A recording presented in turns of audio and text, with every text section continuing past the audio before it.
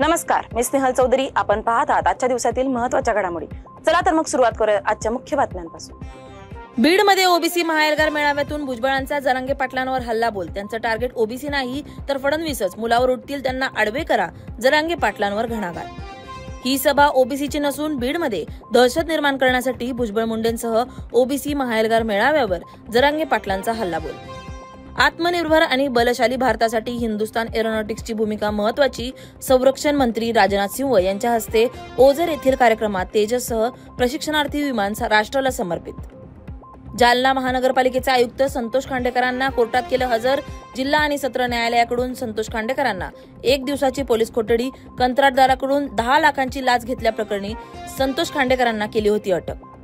September 2025 मध्ये नाशिक जिल्ह्यात अतिवृष्टी व पुरामुळे 4,09,474 शेतकऱ्यांचा 2,88,000 हेक्टरवरील शेती पिकांच्या झालेल्या नुकसानीपोटी बाधितांना मिळणार 317,15,77,000ची मदत.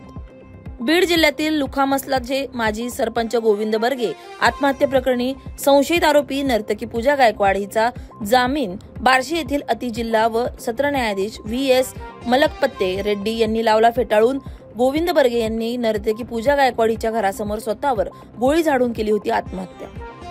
घरासमोरून दुचाकी लंपास झाल्याने ग्रामस्थांमध्ये भीती.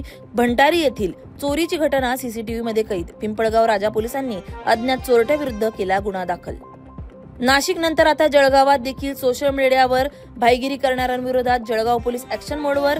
गुंडगिरीची रील बनवणाऱ्या व्यक्तीला पोलिसांनी शिकवला चांगलाच धडा. याबाबतचा व्हिडिओ झाला व्हायरल. सातारा जिल्ह्यातील वाढत्या मानव बिबट्या संघर्षाला आळा घालण्यासाठी उपसंरक्षक अमोल सातपुते यांच्या मार्गदर्शनाखाली कार्यशाळा संपन्न. तातडीच्या उपाययोजना करण्यासाठी सातारा वन विभागातील 11 वन परिक्षेत्रातील कार्यरत जलद बचाव दलासाठी कार्यशाळा. नांदेडच्या अर्धापूर तालुक्यातील चेनापूर तांडा येथे गावकऱ्यांना विषबाधा. विहिरीच्या पाण्यामुळे 70 ते 75 जणांना विषबाधा झाल्याचा अंदाज. बाधितांवर उपचार सुरू. सोलापूर शहरात दररोज रात्री 12 ते पहाटे 5 वाजेपर्यंत नाकाबंदी. 7ही पोलीस ठाण्याच्या हद्दीत केली जाणार नाकाबंदी. दिवाळी निमित्त चोरटे सर्वसामान्य नागरिकांना त्रास देतील, त्यामुळे सुरक्षेच्या कारणास्तव हा निर्णय. तडीपार गुन्हेगारांविरुद्ध स्थानिक गुन्हे शाखेची धडक कारवाई. पोलीस अधीक्षक श्रीकांत धिवरे यांच्या आदेशाने महाराष्ट्र पोलीस कायदा कलम 55 आणि उपविभागीय दंडाधिकारी यांनी महाराष्ट्र पोलीस कायदा कलम 56 अन्वये धुळे जिल्ह्यातून एकूण 26 गुन्हेगारांना केले तडीपार. सशस्त्र दरोडा टाकून दहशत निर्माण करणाऱ्या संशयित आरोपींना सोलापूर पोलिसांनी ठोकल्या बेड्या.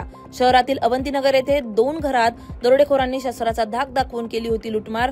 सोलापूर पोलिसांनी रेकॉर्डवरील 2 जणांना ताब्यात घेतले. गडचिरोलीच्या आरमोरीमध्ये सर्व निराधारांना 2,500 रुपये मासिक अर्थसहाय्य द्या. डाव्या पक्षांचे ठिय्या आंदोलन, महिलांचा सहभाग. जालन्यात राष्ट्रवादी शरदचंद्र पवार पक्षाच्या वतीने काळी दिवाळी साजरी. शेतकऱ्यांना सरसकट कर्जमाफी द्यावी यासह 50,000 रुपये हेक्टरी मदत द्या. माजी मंत्री राजेश टोपे यांची मागणी. वाशी तालुक्यातील सारोळा येथे पवनचक्की अधिकाऱ्यांना घेराव घालणाऱ्या 80 शेतकऱ्यांवर गुन्हे दाखल झाल्याने शेतकऱ्यात संतापाची लाट. पनवेलमधील खांदेश्वर परिसरात एका सोसायटीत वॉचमनने अल्पवयीन मुलीवर अत्याचार केल्याची धक्कादायक घटना घडली आहे. पीडितेच्या कुटुंबियांनी दिलेल्या तक्रारीनंतर पोलिसांनी केला गुन्हा दाखल. नराधम वॉचमन अटकेत.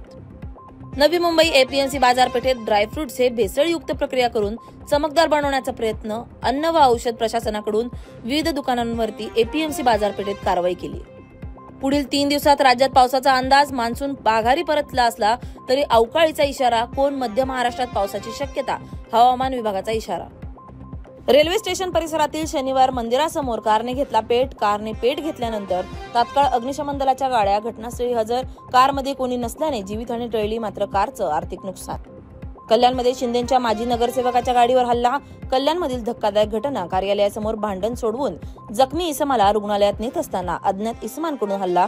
हल्ल्यात माजी नगरसेवक उमेश बोरगावकर यांच्यासह ज्ञानेश्वर सपाट, ओंकार सपाट दोघं जखमी. पोलीस तपास सुरू. पत्रकार मारहाण प्रकरणी शेकापचे सरचिटणीस जयंत पाटील दोषी. पत्रकार हर्षद कशाळकर मारहाण प्रकरणी अलिबाग न्यायदंडाधिकाऱ्यांनी ठरवलं दोषी. गडचिरोलीच्या प्रशासकीय मॉडेलचा दिल्लीत डंका. आदी कर्मयोगी अभियानाला राष्ट्रीय पुरस्कार. जिल्हाधिकारी अविनाश पंडा यांचा राष्ट्रपती यांच्या हस्ते सत्कार. पालघर नगर परिषदेच्या सार्वत्रिक निवडणुकीसाठी प्रसिद्ध झालेल्या प्रारूप मतदार यादीत त्रुटी. सर्व पक्षीयांकडून आक्षेप. 2,000 पेक्षा अधिक तक्रार अर्ज. पाकिस्तानचा अफगाणिस्तानवर भ्याड हल्ला. हल्ल्यामध्ये अफगाणिस्तानच्या 3 क्रिकेटपटूंचा मृत्यू. अफगाणिस्तान शस्त्रसंधी झाल्यानंतर पाकिस्तानकडून हल्ला.